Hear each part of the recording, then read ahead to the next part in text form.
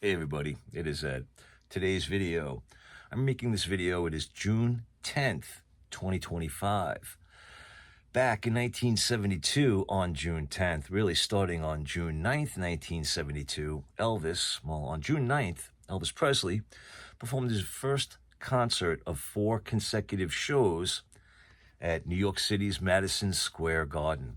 So we had Friday night, June 9th, 1972, and then Saturday afternoon performance, June 10th, Saturday evening performance, June 10th, and then as an extra added bonus due to popular demand, there was a 4th show added that was for June 11th, Sunday, and that was a matinee show. My parents were fortunate to be at all 4 shows. My father waited online for the first 3 concerts, and then when he was heading back home after getting the tickets, heard that they had put on tickets for the 4th show and were on sale, and he wound up going back to the box office and getting the tickets for that show. But anyway, on June 10th, this day, 53 years ago, for the 2 concerts that Elvis performed, they were recorded. Now, the evening show is what we now know as Elvis as recorded at Madison Square Garden. Okay, and this is an album that they rushed out. What do I mean by rushed out? Well, the concert was done on June 10th, 1972. I believe by June 18th or the 19th, this album was in stores. So, between the concert, the mixing, the mastering, and the pressing, all within just over a week, this album was released.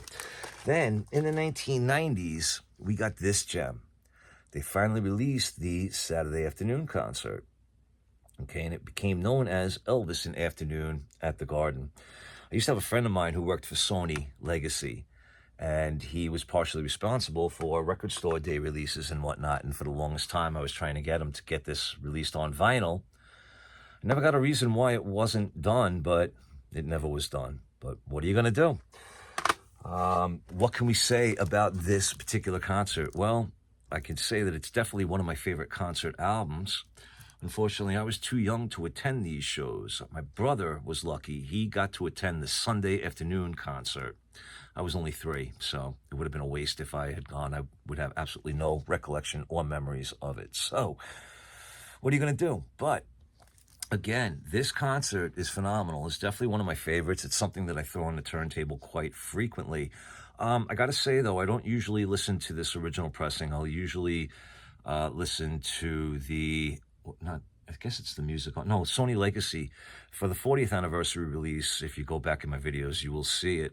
They did a 40th anniversary remaster edition, double LP. They made it 2 LPs, so there were actually bands in between the songs. Of course, on the first original release, they just released the whole concert and 1 record.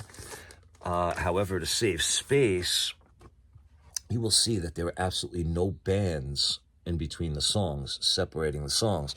So a radio station would have had a nightmare if they were looking to play a particular song. However, back in the day, they did release a radio broadcast version of this album that just came basically in a white cover, and it was a double LP white label promo with bands in between each song. So if a DJ wanted to play a specific song, they would be able to.